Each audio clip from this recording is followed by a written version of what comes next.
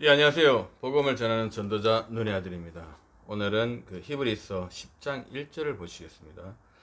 율법은 장차 오는 좋은 일의 그림자요 참 형상이 아니므로 해마다 늘 드리는 바 같은 제사로는 나오는 자들을 언제든지 온전케 할 수 없느니라. 구약의 이 율법을 통해서 죄를 짓게 되면은 해마다 제사를 드리게 되는데 늘 그 반복적인 제사를 드려야 되는 것입니다.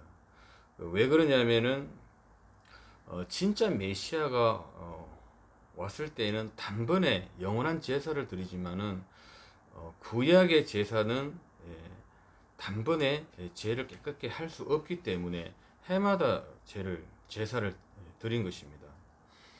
사람이 죄를 짓지 않으면 제사를 드릴 이유가 없는 것이죠. 그러니까 인간은 끊임없이 죄를 지을 수밖에 없는 존재라는 것을 또한 이걸 보고 깨달아야 되는 것이고요. 율법은 장차 오는 좋은 일의 그림자입니다. 그 율법은 메시아의 그림자의 역할을 하는 것이죠. 바울이 갈라디아서 3장에 보면은 율법은 그리스도께로 인도하는 몽학 선생이다. 예. 그 율법은 어떤 면에서 보면 또 초등 학문의 역할을 하는 것이죠. 또 율법을 통해서 우리가 이제 그 교훈도 얻을 수 있는 그런 또 역할을 합니다. 그러나 이 율법이 사람을 온전케 할 수는 없습니다. 이 바울은 그 구약의 율법의 학자로서 율법에 흠이 없는 그런 사람이었습니다. 다시 말해서 율법을 정말 완벽하게 지켰다 할 정도였죠. 그런데 그 율법이 오히려 복음을 막는데 사단의 도구로 쓰임을 받았던 것이죠. 우리가 바르게 살고 율법을 지키고 최선에 대한 삶을 사는 그것이 나쁜 건 아닌데 그것이 그 복음을 깨닫지 못하면 오히려 복음을 막는데 사단의 도구로 사용될 수 있는 것입니다. 그래서 이 바울은 그리스도를 깨닫고 이 율법을 배설물로 여겼던 것이죠. 그 배설물로 여겼다는 말은 의미가 없다라는 얘기가 아니라 율법을 통해서는 구원을 얻을 수 없다라는 것입니다. 하나님의 나라를 소유할 수 없다라는 것이죠. 그래서 이 부분을 우리가 명확하게 짚고 넘어가야 되는 것입니다. 그래서 그리스도께서 오심으로 십자가에 죽으심으로 단번에 영원한 제사를 드리시고 하나님 우편에 앉으셨느니라. 그 모든 인류의 그 죄, 원죄, 조상의 죄, 자범죄 모든 죄를 십자가상에서 단번에 끝낸 사건입니다. 그것이 십자가 사건이기 때문에 그래서 우리는 지금 어린 양을 잡을 필요가 없는 것이죠. 구약하고 신약하고의 그 영적 상태, 영적 배경은 전혀 다릅니다. 그래서 그리스도가 오셔가지고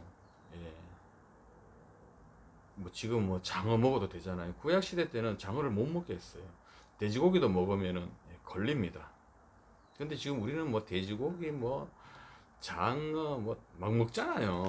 구약에는 먹는 것까지도 다 통제를 받았어요. 물론 구약에 나오는 대로 이 음식을 잘 섭취해도 몸에 건강합니다. 그 몰몬교인가 거기에는 그 구약에 먹으라는 음식은 먹고 먹지 말라는 음식은 안 먹어요. 그래서 우리 육신이 뭐 좋은 것도 있지만은 그러나 우리는 그냥 행복하게 그냥 맛있게 막 먹으면 됩니다. 그래서 피로써 모든 물건이 정결케 되는 것이죠. 그 부정한 짐승을 먹어도 우리 안에 그리스도가 있기 때문에 정결해지는 겁니다. 내가 실수로 자범죄를 좀 지었다 할지라도 바로 정결케 되는 것이죠. 그래서 먼지처럼 이렇게 뭐 내가 좀 실수했다 그러면 툭 떨어버리시면 돼요. 아무 상관없습니다. 또 우리의 자범죄 때문에 사실 천국 가고 지옥 가는 부분은 절대로 아니기 때문에 그렇습니다. 성경이 어떤 분들은 그런 얘기를 해요. 성경은 앞뒤가 안 맞다. 또 어떨 때는 뭐 하라 그랬다가 또 어떨 때는 또 하지 말라 그랬다가 또 이렇게 하면은 뭐 벌 받는다 그랬다가 또 여기서는 또 용서해 준다 그랬다가 도무지 성경이 앞뒤가 안 맞다. 뭐 그런 분들도 계시고 뭐 노아의 홍수 같은 경우에는 성경 나오기 이전에 다른 어떤 책에 보면은 그런 내용 비슷한 내용들이 또 나와 있다. 뭐 그런 분들도 있습니다.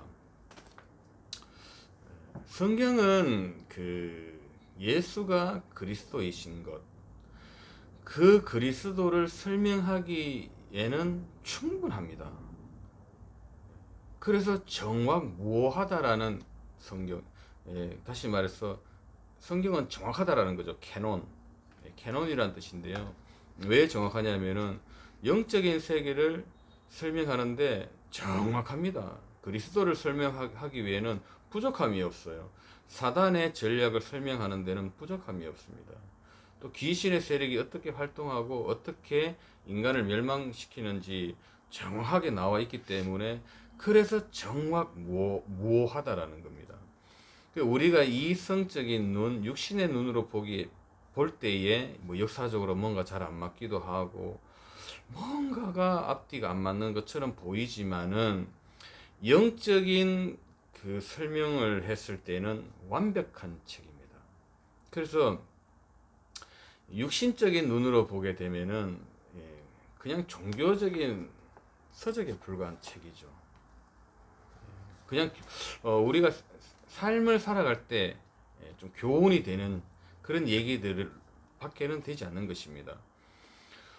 잠언서 같은 경우에 보면은 뭐 그걸 보고 많은 지혜를 얻지 않습니까? 뭐 불신자들도 이제 잠언서를 보면서 어떤 삶의 지혜를 또 얻기도 하거든요. 전도서를 보면서도 어떤 삶의 지혜를 얻기도 하고 그러는데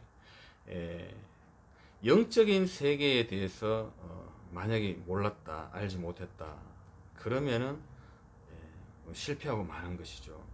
성경은 우리가 이 성경을 딱 봤을 때 영적인 눈으로 봐야 되는 것입니다. 하나님이 우리에게 주시고자 하는 말씀은 영적 비밀, 영계 세계에 대한 비밀이거든요. 이거는 아무나 볼 수 있는 게 아니에요. 저 사람은 뭐 깨달았다, 못 깨달았다, 그렇게 말할 필요가 없는 거예요. 이거는 아무나 깨닫는 그런 게 아닙니다. 또 얘기해줘도 못 깨달아요. 성령이 아니고는 예수를 주로 시인할 수 없는 일. 근데 이걸 어떻게 내가 깨달았냐? 하나님의 은혜입니다. 전에 한번 그런 얘기 한 적이 있는데, 생명이 있는 사람은 다 이렇게 보면 점밖에 안 보이지 않습니까? 생명에 이제 이렇게 점을 다 찍어놔가지고 그 뒤에 숫자가 만약 5라는 숫자인데 5가 안 보여요. 생명이 있는 사람들은. 그렇기 때문에 이 영적으로 죽은 사람들 아니면은 사단에게 잡힌 사람들은 눈이 가리워져 있기 때문에 점밖에는 안 보여요. 문자적인 해석밖에 안 보입니다. 문자적인 해석밖에 안 보이기 때문에 그걸 가지고 자기의 이성의 어떤 그걸 가지고 교훈적으로 설명하는 것이죠. 예수님도 교훈적으로 설명하는 거예요. 예수님이 그리스도라고 해놔놓고 이제 교훈을 얘기하는 것이죠. 이런 사람들은 사실 구원이 없는 거죠. 왜냐하면 예수님을 종교로 설명하기 때문에. 그래서 영안이 열린 사람들은 5라는 숫자가 정상적인 사람들은 5라는 숫자가 보이잖아요. 근데 생명은 아무리 봐도 점밖에 안 보여요. 공부를 아무리 많이 하더라도 천재라도 생명인 사람은 5가 안 보인다니까요. 이거는 공부하고 관계가 없는 거예요. 영적인 비밀은 성령께서 깨닫게 해주시면은 그때 영적인 것이 딱 보입니다. 그러면 영적인 것이 어떻게 보여지느냐? 아, 예수는 그리스도이시구나. 사단의 세력이 활동하고 있구나. 보입니다. 귀신의 세력이 어떻게 이렇게 활동하고 있는지 보이기 시작하는 것이죠. 그래서 율법을 주신 거는 우리 보고 지키라고 주신 것이 아니고 그리스도께로 가라고 우리에게 율법을 주셨구나. 그래서 율법이 오히려 우리에게는 뭐가 됩니까? 축복이 되는 것이죠. 왜? 그걸 통해 가지고 그리스도께로 갔기 때문에. 그러면은 그리스도께로 갔기 때문에 율법이 그 가르친 부분들은 끝난 거예요. 그것 때문에 율법이 나타났다는 말이죠. 그 몽학 선생이라는 거는 그 유대인들이 어렸을 때 그 부잣집 아들이 있어요. 부잣집이 조그마한 아들이 있는데 그 부잣집에 보면은 그 가정 교사가 있습니다. 이 가정 교사는 종이에요, 종. 종 노릇하는 그 교사가 있는데 이제 그 교사가 주인집 아들을 가르치는 거예요, 이제. 어떤 초등학교 들어갈 때까지 얘를 계속 가르쳐요. 가르치고 얘가 만약에 장성해가지고 초등학교 들어갔다. 그러면은 그 몽학 선생은 목적이 끝났기 때문에 다시 그 아들의 종이 되는 거죠. 그것이 율법의 역할입니다. 그래서 우리는 엄밀히 따지고 보면은 율법이 우리의 종이 된 거예요. 우리가 율법 위에 있단 말이에요. 그래서 너희가 법 아래 있지 않다라는 겁니다. 너희가 법 아래 있지 아니하고 은혜 아래 있음이니라. 이게 응답입니다. 그래서 사람들 자꾸 율법의 종로로 타고 있잖아요. 율법이 우리의 종이라니까요. 예. 이거를 이해하셔야 돼요. 율법의 종로로 할 필요가 없는 거예요. 이제 우리가 왕의 아들이 됐단 말이죠. 만왕의 왕이시고 만주의 주가 되시는 그리스도의 자녀가 되기 때문에 법이라는 거는 우리하고는 관계가 없는 거란 말이죠.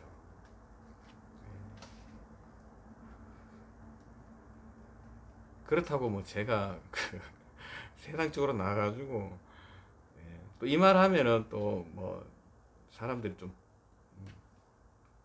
뭐 그렇게 듣든지 근데 뭐 막 살고 뭐 그러라는 뜻은 절대로 아닙니다.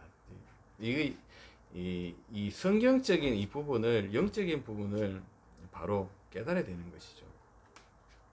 사단은 우리에게서 영원히 떠나갔지 않습니까? 그리스도의 영이 들어왔기 때문에 우리를 붙잡고 있던 사단의 영은 다 떠나갔습니다. 그런데 이제 귀신의 역할은 뭐냐면은 귀신은 그 사람마다 다 붙어 있어요. 붙어 있으면서 우리를 괴롭히고 방해하는데 실질적으로 사단의 귀신의 역할들은 뭐냐면은 이 가치관 또는 세계관을 바꾸지 못하도록 만들어 놨어요. 우리 사람들을. 그래서 내 가치관과 그 세계관이 바뀌지 않으면은 귀신은 떠나가지 않는 것이죠. 그대로 붙어서 우리를 괴롭힌단 말이죠. 그때 뭐 떠나가라 하더라도 안 돼요. 다른 세계가 있다라는 것을 진짜 알게 되면은 이 세상은 사실 무가치해 보이지 않습니까? 그런데 이 세상에 집착하고 있다라는 것은 다른 세계를 못 봤다는 얘기하고 똑같은 거거든요. 그러면 다른 세계를 못 봤다라는 것은 뭡니까? 아무리 꺾어도 안 된다라는 얘기하고 똑같은 거예요. 세상에 다른 세계 가치보다도 이 세상의 가치가 더 큰데 떠나간다고 해서 떠나가는 부분이 아니란 말이죠. 다른 세계에 대한 가치를 이게 진짜 어마어마한 가치구나라는 것을 알게 될 때에 이 세상에 대한 가치가 작아 보이기 시작하는 거죠. 그것이 이제 세계관이 이제 바뀐 그때 이제 귀신을 떠나가는 거예요.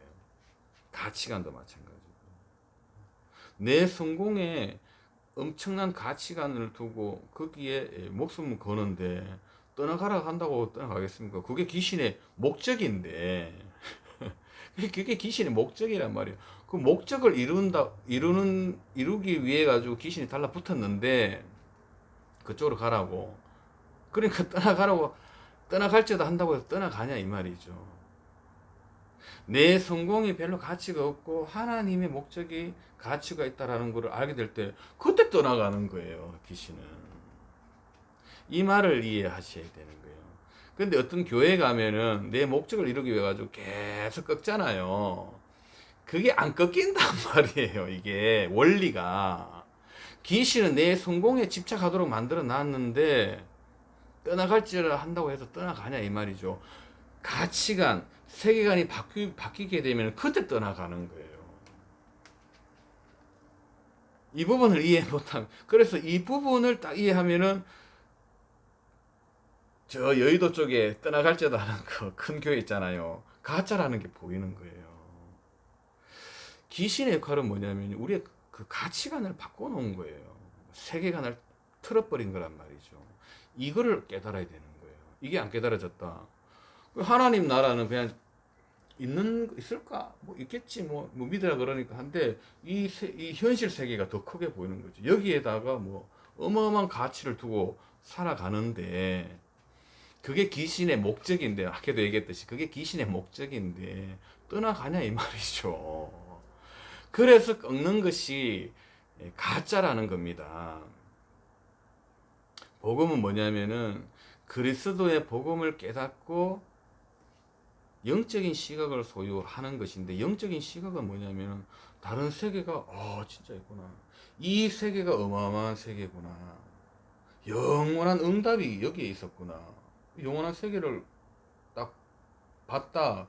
그러면 이 세계가 이게 뭐 여기 해봐야 별로 뭐 의미가 없구나, 이게 보여졌을 때 이게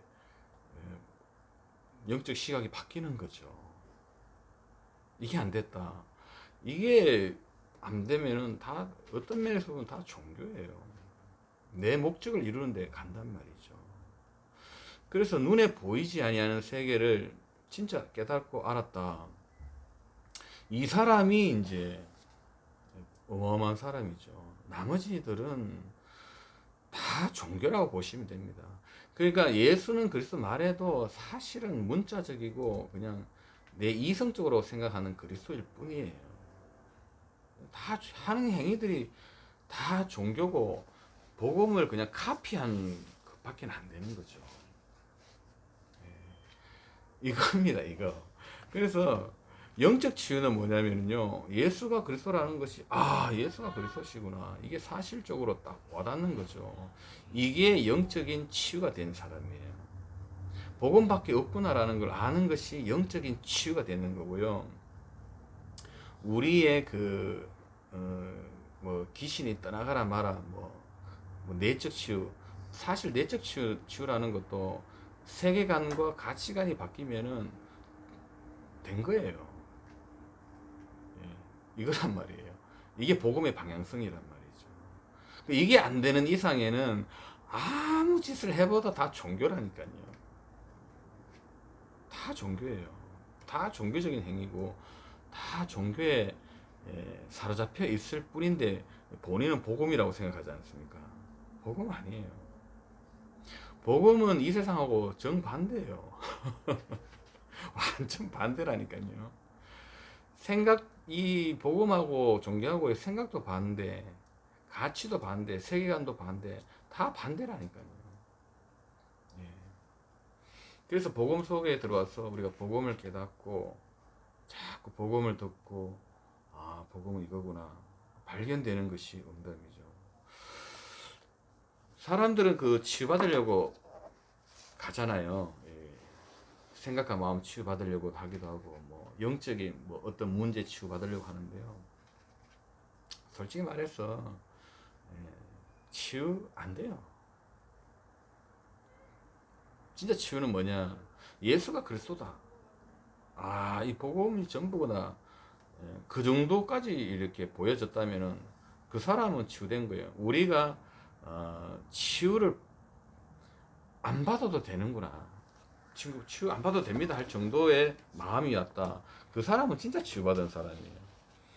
그 육신 치유는 뭐냐면 내가 잘 되고 못 되고의 기준을 두게 되면은 그거 자체가 종교란 말이죠. 우리는 잘 되고 못 되고의 기준이 없어요. 그 잘되고 못되고라는 기준은 전부 세상적으로 온 것이고 비교를 통해서 온 것이기 때문에 잘되고 못되고의 기준을 두게 되면은 거기에서 시달리고 눌리게 되면은 내 종교성에 빠져버린 것이죠. 복음은 뭐냐면 우리가 잘되고 못되고의 기준이 없어요. 우리는 사람이라는 존재 자체는 임마누엘이 목적입니다. 그래서 천국 가게 되면 영원한 임마누엘이고 지금 우리가 임마누엘 하고 있는 것이 천국을 소유한 것입니다. 그런데 진짜 천국하고 여기가 다른 점이 뭐냐면은 환경이라는 부분이 놓여 있기 때문에 그 차이점이에요. 우리는 세상적인 환경을 보고 살아가야 되기 때문에 그 차이점이지 사실은 똑같은 그 임마누엘은 그 임마누엘이 됐다 그러면은 잘 되고 못 되고의 기준은 우리하고는 관계가 없는 것이고 축복하고 저주하고 이런 것이 관계가 없는 거예요. 행복과 불행 이런 것도 우리는 관계가 없는 것이죠. 가난과 부자 이런 것도 우리는 관계가 없는 거예요. 욕심 내라 내지 마라 그런 것조차도 우리는 관계가 없는 거예요. 욕심 많이 내고 싶다 많이 내도 되고 안 내도 되고 상관없어요. 거기에 매일 필요도 없는 거예요. 이 복음은 우리에게 완벽한 자유입니다. 그리고 영적인 힘을 얻으셔야 돼요. 복음 안에서 영적인 힘을 얻고 옛날에 율법 때문에 막 쫄았는데 가슴 활짝 펴고 뭐 두 다리 쭉 뻗고 자고 뭐 소주 한잔 먹고 싶다 그냥 맛있게 깔끔하게 드셔도 됩니다. 그런 그의 세상적인 그런 거에 매여 가지고 자꾸 하나님이 이렇게 하면 벌을 줄까 말까 그게 종교란 말이죠. 옛날부터 우리가 찌들렸던 그 종교성이란 말이에요. 그것이 기복적인 부분이고 종교적인 부분이에요. 완전 자유하셔야 돼요. 어느 정도냐 뭐 진짜 막말로 두 다리 쫙 뻗고 자고 늦잠 잔다. 늦잠 자면 어때요? 막딱 자버리고요. 뭐, 뭐 하고 싶은 거 있다 하셔도 돼요. 육신적으로도 누릴 거 있으면 누려도 상관없단 말이죠. 왜? 예수가 그리스도인데. 우리의 처음의 신앙 고백이 예수는 그리스도. 마지막 신앙 고백도 뭡니까? 예수는 그리스도. 이것만 딱 남아야 되는 겁니다. 다른 게 남을 필요가 없는 거죠.